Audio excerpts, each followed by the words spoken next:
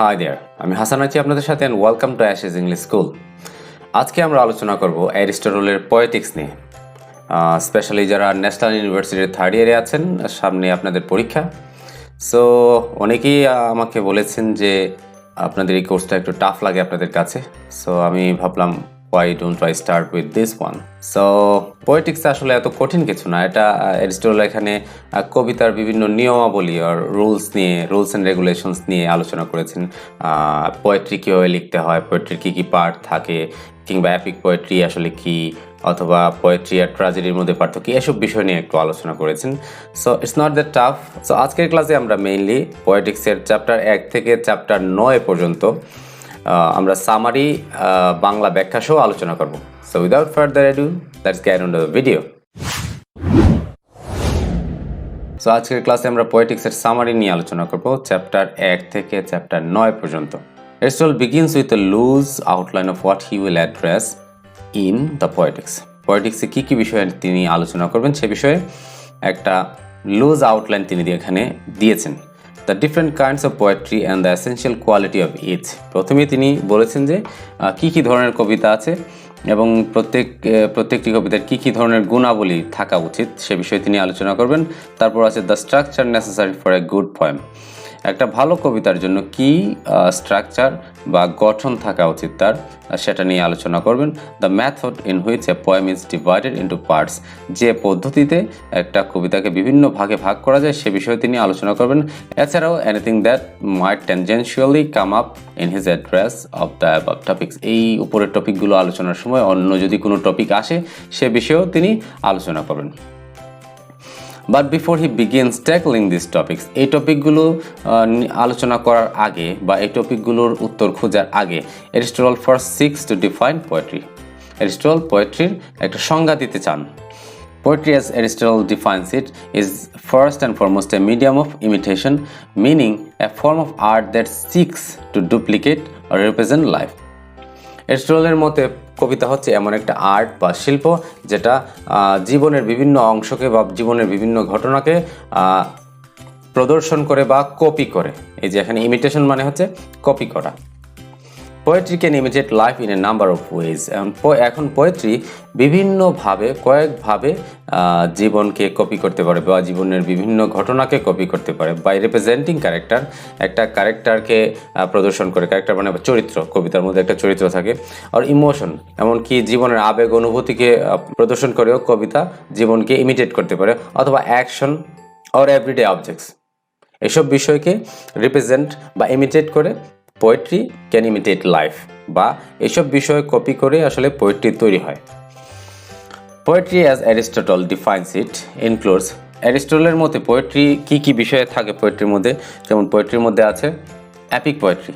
EPIC poetry হচ্ছে মহাকাব্য, যেটা সাধারণত অনেক লম্বা ধরনের একটা কবিতা থাকে, যেখানে একজন হিরো থাকে যে একটা নেশনকে রিপ্রেজেন্ট করে এবং সে একটা কোয়েস্টে বের হয়, একটা কোনো উদ্দেশ্যে, কোনো কিছু বের করার উদ্দেশ্যে সে একটা যাত্রায় বের হয়, একটা long narrative type of poem, EPIC poetry. তারপর আছে ট্র্যাজেডি। আমরা সবাই জানি এখানে একজন যে মেইন ক্যারেক্টার বা প্রোটাগনিস্ট, তার ক্যারেক্টার কিছু ফ্ল থাকে, সেজন্য তার ডাউনফল হয় বা সে আলটিমেটলি মারা যায় বা একদম সে ব্যর্থ হয় শেষের দিকে, নাটকের শেষের দিকে।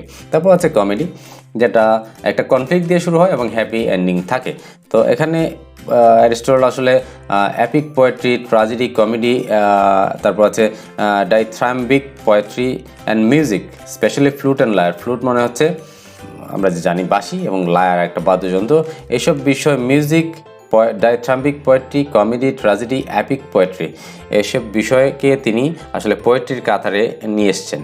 আচ্ছা, what differentiate this kinds of poetry is that. এখন এই পোয়েট্রিগুলোর মধ্যে কি কি পার্থক্য আছে অ্যারিস্টটলের মধ্যে, is the nature of their imitation. কীভাবে আসলে ইমিটেট করা হয়েছে, কীভাবে এগুলোকে বাস্তব জীবন থেকে কীভাবে এদেরকে সৃষ্টি করা হয়েছে, ইমিটেট করা হয়েছে, সেখানেই এদের পার্থক্যগুলো নিহিত। এই নোটস 3 ডিফারেন্সেস। অ্যারিস্টটলের মধ্যে 3টা পার্থক্য আছে। 1 নম্বরে আছে medium of imitation. In general, poetry imitates life through rhythm, language and harmony. ওনার মধ্যে পোয়েট্রি ইমিটেট বা জীবনের ঘটনাবলী বা ক্যারেক্টারকে কপি করে 3 মাধ্যমে। একটা হচ্ছে imitates life through rhythm. Rhythm মানে আপনারা ছন্দের মাধ্যমে করে, ল্যাঙ্গুয়েজ ভাষার মাধ্যমে করে। তারপর হারমোনি মানে হচ্ছে একটা মেলবন্ধন, যে শব্দের মেলবন্ধন, ক্যারেক্টার বা বিভিন্ন চরিত্রের মেলবন্ধন সেভাবে করে।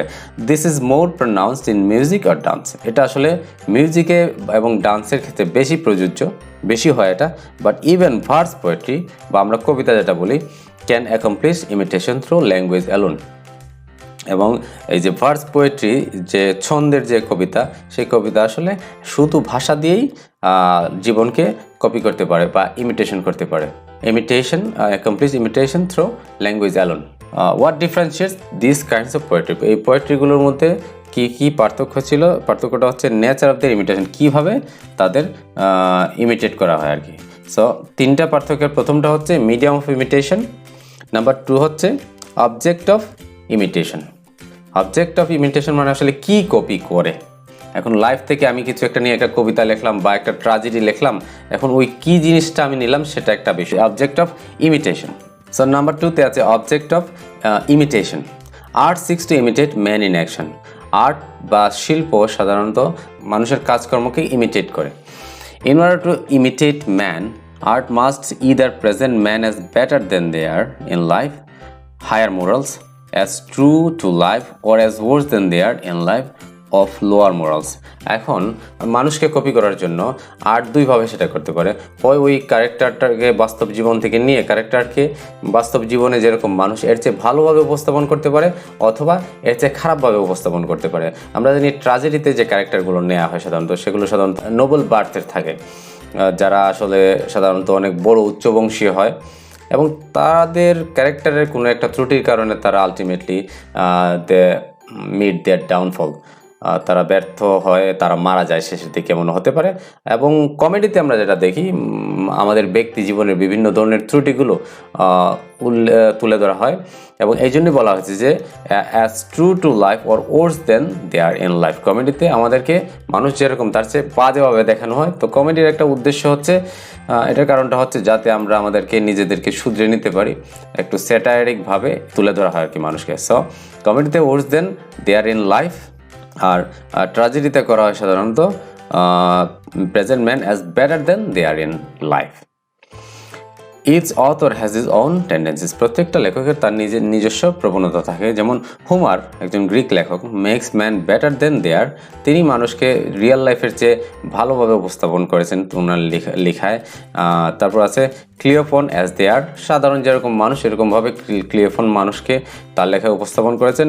এবং নিকোথেরিস মানুষকে ডিপিক্ট বা ইমিটেট করেছেন ওয়ার্স দেন দে আর। তারা বাস্তব জীবনে যেরকম এর চেয়ে বাজেভাবে ওনার লেখায় তিনি মানুষকে উপস্থাপন করেছেন। But more important is a general distinction that. কিন্তু আরও গুরুত্বপূর্ণ হচ্ছে একটা সাধারণ একটা পার্থক্য আছে। Aristotle makes between forms of drama. ড্রামার ফর্মগুলোর মধ্যে একটা পার্থক্য তিনি দেখিয়েছেন। Comedy represents man as worse than they are. আমি যেটা একটু আগে বললাম, কমেডি মানুষ বাস্তব জীবনে যেমন এর চেয়ে বাজেভাবে মানুষকে উপস্থাপন করা হয় কমেডিতে। And tragedy as better than they are in actual life. এবং ট্র্যাজেডিতে তাদের অ্যাকচুয়াল লাইফে যেরকম এর চেয়ে ভালোভাবে উপস্থাপন করা হয়। তারপর নাম্বার 3 আছে ডিফারেন্সটা মুড অফ ইমিটেশন। কীভাবে আসলে ইমিটেট করে একজন poet? A poet can imitate either through number 1 আছে এ ন্যারেশন। ন্যারেশন মানে বর্ণনা, in which he takes another personality. আর একটা ক্যারেক্টার নিয়ে ফার্স্ট পার্সন নিয়ে, অনেক সময় আমরা দেখি না বিভিন্ন গল্পের মাধ্যমে, গল্পের মধ্যে একজন আসলে একটা ক্যারেক্টার আসলে গল্প বলতেছে, এটা অমনিসিয়েন্ট আই থাকে, কিন্তু আইটা ওখানে পোয়েট না, অন্য কেউ, সেটা হচ্ছে অমনিসিয়েন্ট আই, ফার্স্ট পার্সনের লেখা। Watching the events like an observer. এভাবে একটা গল্প আপনি লিখতে পারেন বা এভাবে একটা কবিতাও লিখতে পারেন। আরেকভাবে যেটা বলতে পারে মুড অফ ইমিটেশন যেটা হতে পারে speak in his own person unchanged. First পার্সনে মানে কবি নিজেই সেখানে বর্ণনা দিচ্ছেন, সেটা কবিতা হোক বা ট্র্যাজেডি হোক বা কমেডি হোক। তারপর সো সিতে আছে presents all characters as living and moving before us. তো আমাদের সামনে এই পদ্ধতিতে থার্ড পার্সন যে কোনো একজন থার্ড পার্সন ন্যারেটরের মাধ্যমে ঘটনাটা বা কাহিনীটা বর্ণনা করা, সেটা কবিতা হোক বা ড্রামা হোক। সো এই হচ্ছে 3টা পার্থক্য, medium of imitation, object of imitation and mode of imitation. Continuing on from imitation, Aristotle turns to the anthropology and history of poetry. তো এই ইমিটেশন থেকে অ্যারিস্টটল তারপর অ্যানথ্রোপোলজি বা নৃবিজ্ঞান এবং হিস্ট্রি অফ পোয়েট্রির ইতিহাস সম্পর্কে আলোচনা করা শুরু করেছেন আর কি তারপরের চ্যাপ্টারগুলোতে। As Aristotle sees it, poetry emerged for two reasons. অ্যারিস্টটলের মতে দুইটি কারণে পোয়েট্রির আবির্ভাব হয়েছে। One, man's instinct to imitate things. এক নম্বর হচ্ছে মানুষের ইনস্টিংক্ট বা সহজাত প্রবৃত্তি, যে মানুষ কপি করতে চায়। সহজাত প্রবৃত্তি হচ্ছে মানুষের কপি করা, একজন আরেকজনেরটা কপি করা। আমরা ছোট বাচ্চাদের যেটা দেখি যে বড়দেরকে শুধু কপি করতে চায়, আমরা যা দেখে তাই কপি করতে চাই। আপনি যদি একটা বাচ্চার কাছে ফোন চালান, সেও ফোন চালাতে চাইবে। আপনি বই পড়লে সেও বই পড়বে। এটা আমাদের ন্যাচারাল ইনস্টিংক্টের মধ্যে থাকে। সো 2 নম্বরে আছে the instinct for harmony and rhythm. Harmony মানে হচ্ছে মেলবন্ধন এবং রিদম মানে হচ্ছে ছন্দ। So once poetry emerged, poetry আবির্ভূত হওয়ার পর it evolve in two directions. এটা দুইটা পথে আসলে এটা ইভলভ করেছে, মানে দুইটা দিকে এটা চেঞ্জ হয়ে দুইটা দিকে গিয়েছে। One group of poems imitated noble actions or the actions of good men. একটা গ্রুপের কবিতাগুলো ইমিটেট করতো যে মানুষের মানুষের ভালো গুণগুলো নিয়ে কবিতা লেখা হতো, ওইগুলো কপি করতো। A second group of poets imitated the actions of meaner persons in the form of satire. আরেকদল কবি কি করলেন, যে মানুষের খারাপ আচরণ নিয়ে কবিতা লেখা শুরু করলেন এবং এটা এক সময় আসলে স্যাটায়ারে পরিণত হয়, যেটা এখন আমরা স্যাটায়ার বা বিদ্রুপাত্মক ব্যঙ্গাত্মক লেখা বলি, সেটা আর কি। এটা স্যাটায়ারিক্যাল পোয়েট্রি এভাবেই আবির্ভূত হয়েছে। The former evolve into tragedy.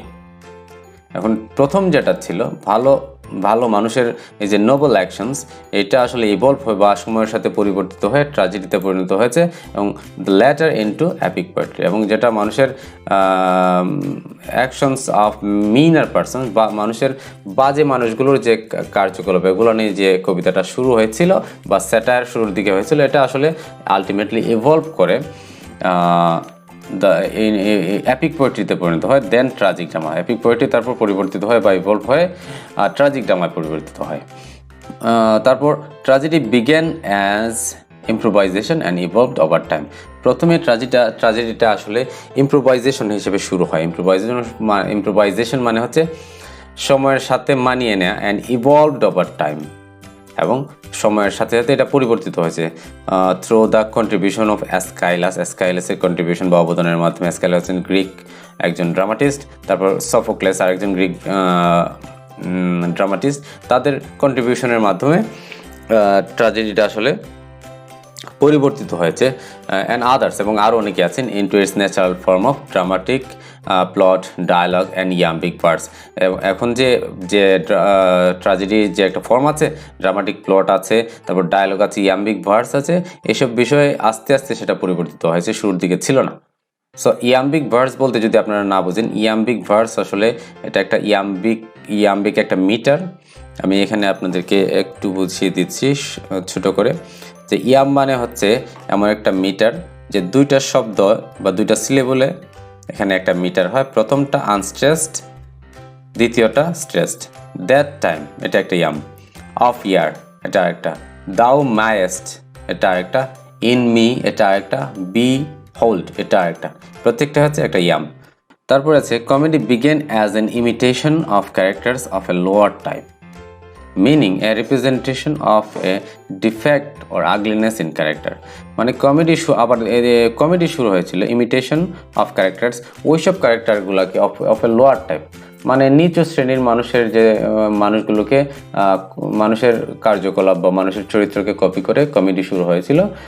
Meaning A representation of A defect or ugliness in character, মানে যে চরিত্রটা ফুটিয়ে তোলা হয়েছিল সেখানে একটা ডিফেক্ট থাকবে অথবা একটা আগলিনেস, একটা বিশ্রী কিছু একটা থাকবে, which is not painful or destructive, কিন্তু সেটা দুঃখজনক বা দর্শকের জন্য কষ্টকর হয় এরকম কিছু হবে না, বা ডিস্ট্রাকটিভ হবে, ধ্বংসাত্মক হবে না। Comedy was at first not taken seriously. শুরুতে কমেডিকে সিরিয়াসলি নেওয়া হয়নি, but once plot was introduced in Sicily comedic theatre যখন প্লট ইন্ট্রোডিউস করা হয়, প্লট মানে হচ্ছে organised events of a drama. একটা ড্রামার ঘটনাগুলো একদম সিকোয়েন্সিয়ালি একটার পর একটা অর্গানাইজ করাকে এটাকে প্লট বলে। Organised sequenced actions of a drama is called a plot. The plot was introduced in Sicily Comedic Theatre. তারপর এটা introduced প্লটের ইন্ট্রোডাকশনের পরে it soon grew into a respected form. এটা কমেডি আসলে একটা রেসপেক্টেড ফর্মে পরিণত হয় এই প্লটের ইন্ট্রোডাকশনের পরে। Epic poetry finally imitates man of noble action. এখন এপিক পোয়েট্রি কি ইমিটেট করে? এপিক পোয়েট্রি ইমিটেট করে ম্যান অফ নোবেল অ্যাকশন, খুবই হাই সোসাইটির মানুষকে বা ক্যারেক্টারকে ইমিটেট করে, লাইক ট্র্যাজেডির মতো। But epic poetry only allows one kind of metre and is narrative in form. কিন্তু এপিক পোয়েট্রি একটা মাত্র মিটার, ওই যে বললাম না ইয়াম্বিক, ওই রকম আরও অনেক মিটার আছে, iambic, trochaic. So epic poetry only allows one kind of meter, একটা মাত্র মিটার অ্যালাউ করে, and is narrative in form, এবং ফর্মে এটা narrative. Moreover, tragedy usually confines itself to a single day. তার উপর ট্র্যাজেডি একটা দিনের ঘটনার মধ্যে সীমাবদ্ধ থাকে, whereas epic poetry has no limits of time. ট্র্যাজেডির তখনকার সময় ট্র্যাজেডির একটা লিমিট ছিল যে ঘটনাটা একদিনের মধ্যে শেষ হতে হবে, নাটকের ঘটনাটা একটা দিনের মধ্যে শেষ হতে হবে, কিন্তু এপিক পোয়েট্রির এমন কোনো বাধা ধরার নিয়ম ছিল না। Ultimately, all the elements of an epic poems are found in tragedy. So ultimately, epic poemer বা এই যে মহাকাব্যের সব ধরনের উপাদানগুলোই ট্র্যাজেডিতে পাওয়া যায়, but not all elements of tragedy are found in an epic poem. কিন্তু এপিক পোয়েমে ট্র্যাজেডির সব ধরনের উপাদান পাওয়া যায় না। এবার চলুন আমরা চ্যাপ্টার 6 থেকে চ্যাপ্টার 9 এর সামারি নিয়ে আলোচনা করি। Tragedy is an imitation of action with the following characteristic. মানে মানুষের কাজকর্মের কপি হচ্ছে ট্র্যাজেডি, কিন্তু এর কিছু বৈশিষ্ট্য থাকবে। কি কি বৈশিষ্ট্য দেখি? ইট ইজ সিরিয়াস, ট্র্যাজেডি হবে খুবই সিরিয়াস। কমপ্লিট, এটা কমপ্লিট হবে। অফ সিগনিফিক্যান্ট ম্যাগনিটিউড, এবং এটা যথেষ্ট দীর্ঘ হতে হবে, এরকম আর কি, যথেষ্ট লম্বা হতে হবে। ডিপিক্টেড with rhythmic language or song, এটা একটু রিদমিক ল্যাঙ্গুয়েজ বা গানে গানে এটা ফুটিয়ে তুলতে হবে। In the form of action not negative, এবং এখানে অ্যাকশন থাকবে ড্রামার মতো আর কি, এখানে নেগেটিভ বা বর্ণনামূলক কিছু থাকবে না। And produces a purgation of pity and fear in the audience, এবং অডিয়েন্সের মধ্যে একটা ক্যাথারসিস ফিল নিয়ে আসতে হবে। ক্যাথারসিস মানে হচ্ছে ধরুন আমরা যখন কোনো ট্র্যাজেডি দেখি যেখানে নাটকের ঘটনাটা অনেক সিরিয়াস পর্যায়ে পৌঁছায় যায়, এবং তারপর যখন এটা ক্লাইম্যাক্সে পৌঁছায়, তারপর আস্তে আস্তে নাটকটা শেষ হয়ে আসে, তখন আমাদের হঠাৎ করে এই মেন্টাল যে একটা চাপ তৈরি হয় দর্শক হিসেবে, সেটা চলে যায়। তো এই ব্যাপারটাই হচ্ছে ক্যাথারসিস। সো এইসব বিষয় অ্যাকর্ডিং টু অ্যারিস্টল এই গুণাবলী থাকতে হবে। সিরিয়াস হতে হবে ট্র্যাজেডিকে, কমপ্লিট হতে হবে, সিগনিফিক্যান্ট ম্যাগনিটিউড বা লম্বা হতে হবে, ডিপিক্টেড উইথ রিদমিক ল্যাঙ্গুয়েজ বা গান থাকতে হবে, ধরুন কোরাসের মতো, in the form of action, এবং এটা অ্যাকশন হতে হবে, এখানে ন্যারেটিভ হলে হবে না। Since tragedy is the imitation of action, it is chiefly concerned with the lives of man. যেহেতু এখানে অ্যাকশন ইমিটেট করে ট্র্যাজেডি, এটা চিফলি কনসার্ন, এটা মেইন যে বিষয়টা নিয়ে ডিল করে with the lives of man, মানুষের জীবন নিয়ে, and thus present a stage for character and thought. এবং এইভাবে যেহেতু মানুষের জীবন নিয়ে আলোচনা করে, সেখানে স্টেজ ফর ক্যারেক্টার এবং থট, চিন্তা, ক্যারেক্টার এবং চিন্তাধারার একটা সুযোগ করে দেয় আর কি এখানে থাকার। Character the qualities ascribe to a certain man. ট্র্যাজেডিতে যে ক্যারেক্টারগুলো থাকে সেগুলো একজন মানুষের বিভিন্ন কোয়ালিটি দিয়ে তৈরি করা হয়, রাইটার নিজেই তৈরি করেন। And thought according to Aristotle are the two causes from which action spring. এবং একটা থট বা একটা ভাব থাকবে এবং একটা চরিত্র থাকবে, এবং এটা থেকেই আসলে যে ট্র্যাজেডির অ্যাকশনগুলো তৈরি হবে। This elements also determine the success of a given action. এবং এই দুইটা এলিমেন্ট যে দুইটা বললাম, একটা হচ্ছে ক্যারেক্টার এবং একটা হচ্ছে থট, এই দুইটার উপরই নির্ভর করে যে অ্যাকশনটা কতটুকু সাকসেসফুল হবে, ড্রামার অ্যাকশনটা কতটুকু সাকসেসফুল হবে। Plot then is arrangement of incidents. এই যে প্লটের সংজ্ঞা দেওয়া আছে এখানে, plot then is arrangement of incidents, successes or failure, যে কোনোটা হতে পারে, বিভিন্ন ঘটনার arrangement that results from character and thought giving way to action. Character এবং থট থেকে যে অ্যাকশন তৈরি হয় বা ক্রিয়াকলাপ তৈরি হয় নাটকের, এবং সেই অ্যারেঞ্জমেন্টটাই হচ্ছে সেই ঘটনাগুলোর অ্যারেঞ্জমেন্টই হচ্ছে plot. With the above in mind, Aristotle lays out the 6 parts that define a tragedy. এইগুলা চিন্তায় নিয়ে বা ধারণায় নিয়ে অ্যারিস্টটল 6টা অংশের কথা বলেন যেটা আসলে একটা ট্র্যাজেডিকে ডিফাইন বা বর্ণনা করবে। যেমন এটার একটা প্লট থাকবে, এটার একটা ক্যারেক্টার থাকবে বা একটার একাধিক ক্যারেক্টার থাকতে পারে, ক্যারেক্টার থাকতেই হবে। তারপর ডিকশন বা শব্দ চয়ন কীরকম হবে, রিদমিক ল্যাঙ্গুয়েজ থাকতে হবে। তারপর থট থাকবে, তারপর স্পেকটাকল বা সিন থাকবে, তারপর সং থাকবে। এই 6টা বিষয় একটা ট্র্যাজেডির থাকতে হবে অ্যাকর্ডিং টু অ্যারিস্টটল। প্রথমে আসুন plot. Plot is the most important part of a tragedy for a number of reason. একটা ট্র্যাজেডির সবচেয়ে গুরুত্বপূর্ণ অংশ হচ্ছে প্লট, এবং সেটা কয়েকটা কারণে। First, the result of a man's action determines his success or failure. মানুষের কাজের যে ফলাফল সেটাই নির্ভর করে আসলে সে সফল হবে না ব্যর্থ হবে। আচ্ছা, and hence his happiness too, এবং তার খুশিও, তার সুখে থাকাটা বা ভালো থাকাটাও এর উপর নির্ভর করে মানুষের কার্যকলাপের রেজাল্টের উপর। আচ্ছা, so it is action which is paramount. So অ্যাকশনটাই হচ্ছে প্যারামাউন্ট বা সব কিছুর ঊর্ধ্বে, নট ক্যারেক্টার, ক্যারেক্টারটা না। Which doesn't necessarily affect every action, মানে ক্যারেক্টার সব ধরনের অ্যাকশনকে প্রভাবিত করে না। So it is action, action which is paramount. So অ্যাকশনটা সবচেয়ে গুরুত্বপূর্ণ। সেকেন্ড আছে without action there can not be a tragedy. অ্যাকশন ছাড়া কোনো ট্র্যাজেডি হবে না, but there can be a tragedy without character, character ছাড়া ট্র্যাজেডি হতে পারে।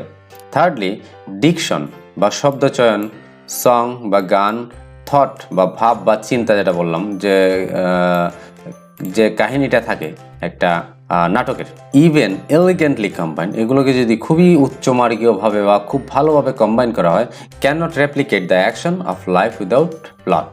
মানে এই প্লট ছাড়া জীবনের অ্যাকশনগুলোকে একদম রেপ্লিকেট করতে পারবে না একটা ড্রামাতে বা একটা ট্র্যাজেডিতে। Plot then is the soul of tragedy. তাই ট্র্যাজেডির সোল হচ্ছে plot, and characters come second, এবং তারপরে আসে character. Rounding out the ranks, এই র্যাঙ্ক করতে গিয়ে প্রথমে আসে প্লট, তারপর ক্যারেক্টার, তারপর আসে thought, meaning what a character says in a given circumstances. একটা নির্দিষ্ট পরিস্থিতিতে ক্যারেক্টার কী বলে সেটাই থট। ফলোড বাই ডিকশন, তারপরে আসে ডিকশন বা শব্দচয়ন, কি ভাষা এটা লেখা হচ্ছে, সং অ্যান্ড স্পেকটাকল বা সিন। সিন আসলে একটা নাটকের সিন সাজানো থাকে, কি একটা জায়গা, ধরেন একটা রুমের মধ্যে কি কি আছে, সেখানে কে কে আছে, এটা একটা সিন আর কি। তারপর আছে দেখেন, Aristotle goes on to describe the elements of plot. প্লটের কী কী এলিমেন্টস থাকে অ্যারিস্টটল সেটা বর্ণনা করেন, which include completeness, magnitude, unity, determinant structure and universality. এর প্রত্যেকটা একটু নিচে আলোচনা করা হয়েছে, আমরা একটু পরে দেখব। Completeness refers to the necessity of a tragedy to have a beginning, middle and an end. তো একটা অ্যারিস্টটলের মতে এলিমেন্টস অফ প্লটের কয়েকটা এলিমেন্ট আছে। একটা হচ্ছে কমপ্লিটনেস। কমপ্লিটনেস বলতে এটার একটা শুরু থাকবে, বিগিনিং থাকবে, মিডল থাকবে এবং এন্ড থাকতে হবে। A beginning is defined as an origin by which something naturally comes to be. সাধারণত একটা যেভাবে কোনো কিছু তৈরি হয় সেটা হচ্ছে beginning. And end meanwhile follows another incident by necessity, এবং এন্ড একটা মাঝখানে যে ঘটনার মিডল পার্টের পরে এন্ড থাকে, but has nothing necessarily following it, কিন্তু এন্ডের পরে আর কিছু থাকে না। The middle follows something just as something must follow ইট। মিডলের শুরুতে মিডলের প্লটের মিডলের বা মাঝখানের অংশের শুরুতে থাকে বিগিনিং, পরে থাকে end. Magnitude, magnitude refers simply to length, এটা আসলে দৈর্ঘ্য বোঝায়। The tragedy must be of a length which can be easily embraced by the memory. That's it. এই লাইনটার মানে হচ্ছে tragedy must be of a length, tragedy এক নির্দিষ্ট একটা পরিমাণ লম্বা হতে হবে, which can be easily embraced by memory, এরকম হতে হবে যাতে আমরা সহজেই মনে রাখতে পারি ঘটনাবলী। That's it. অ্যারিস্টটল বিলিভস, অ্যারিস্টটলের মতে, that the longer a tragedy the more beautiful it can be.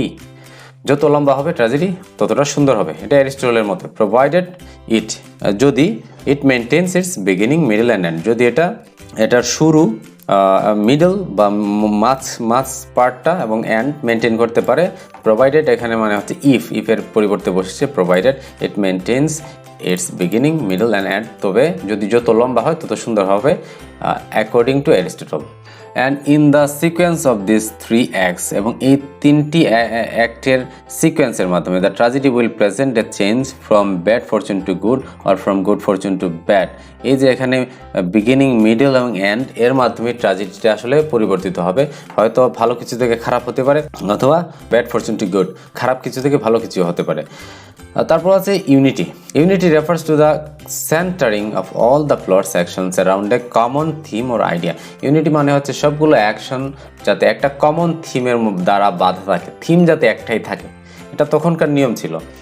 তারপরে মডার্ন ট্র্যাজেডিতে এগুলো খুব বেশি মানা হয় না। Determinate structure refers to the fact that the plot hinges all on a sequence of causal imitative events. Determinate structure বলতে যেটা বোঝাচ্ছে যে প্লট আসলে সব ধরে রাখে sequence of causes imitative events, সব ধরনের যে ঘটনাগুলো ঘটে ইমিটেটিভ ইভেন্টস সেগুলোকে একটা স্ট্রাকচার ধরে রাখে। So if one were to remove even one part of the plot the entire tragedy will be disjoint and disturb. ঘটনাগুলো এমনভাবে একটার সাথে জড়ানো থাকতে হবে যাতে একটা সরালেই মনে হয় যে ড্রামাটা আসলে ভেঙে গেছে বা disjointed. More simply every part of a good plot is necessary. মানে আরও সহজ করে বললে একটা ভালো প্লটের প্রত্যেকটা অংশই খুব জরুরি। সো তারপর আছে universality. Universality refers to the necessity of a given character to speak or act according to how all or most humans would react in a given situation. Universality হচ্ছে একটা ক্যারেক্টার যখন কথা বলবে সেটা যেন এরকম হয় যে কোনো সাধারণ মানুষ যেভাবে রিয়্যাক্ট করে সেটা যেন ওই রকম হয়। ধরেন এটা যাতে সারা পৃথিবীর বিভিন্ন দেশের মানুষের সাথে তাদের চিন্তাধারার সাথে যাতে ওই ক্যারেক্টারের চিন্তাধারা বা আচার আচরণটা মিলে, সেটা হচ্ছে universality according to the law of probability or necessity. Aristotle ends this discussion of plot elements by pointing out his particular disdain for episodic plots. Aristotle এখানে ওনার এই আলোচনা শেষ করতে চাচ্ছেন বা শেষ করেন ওনার ব্যক্তিগত ঘৃণা, এপিসোডিক প্লটকে খুব ঘৃণা করতেন। এপিসোডিক প্লট মানে হচ্ছে যে একটা এপিসোড অনুযায়ী আস্তে আস্তে ঘটনাটা আগায়, যেটা আমরা সাধারণত আজকালকার সিরিয়ালে দেখি। তো সেটা উনি আসলে খুবই ঘৃণা করতেন। Disdain for episodic plots in which episodes succeed one another. একটার পর একটা এপিসোড থাকে without probably or necessary sequence, like a weekly sitcom for instance. যেমন ধরেন সাপ্তাহিক একটা এপিসোড থাকে, অনেক সাপ্তাহিক নাটক থাকে না, আজকে একটা এপিসোড, তারপর পরের সপ্তাহ ওয়েট করতে হয় যারা ড্রামা সিরিয়াল দেখেন, অনেকটা ওই রকম। তো অ্যারিস্টটল এই ধরনের এপিসোডিক প্লটসকে উনি ঘৃণা করতেন বা ডিসডেইন করতেন। This episodic dramas stress plot beyond there capacity. কারণ হচ্ছে এই এপিসোডিক ড্রামাগুলো তাদের ক্যাপাসিটির চেয়েও অযথা প্লটকে বেশি লম্বা করে এবং ড্রামাটা আসলে ঝুলে যায়, তখন আর এটার মজা থাকে না। হ্যান্স আর ইনঅর্গানিক, এবং এর কারণে এগুলোকে লাইফলেস মনে হয়, প্রাণহীন মনে হয়। So that was the summary of poetics from chapter 1 to chapter 9। আমরা নেক্সট পার্টে, এটা অনেক বড় হয়ে যাবে, ভিডিওটা অলরেডি অনেক বড় হয়ে গেছে। আমরা নেক্সট পার্টে চ্যাপ্টার 10 থেকে চ্যাপ্টার 14 এবং চ্যাপ্টার 24 অ্যান্ড 26 নিয়ে আলোচনা করবো, সেই সামারিগুলো নিয়ে। So sorry about my voice, আসলে আমার ঠান্ডা লেগে গেছে। সো আজকে ভয়েসটা খুব ডিস্টার্ব করতেছিল যখন কথা বলছিলাম। Hope you understand. So if you like this video, please hit the thumbs up and don't forget to subscribe. That's all for today. Hope to see you in the next class. Till then, take care. Bye bye.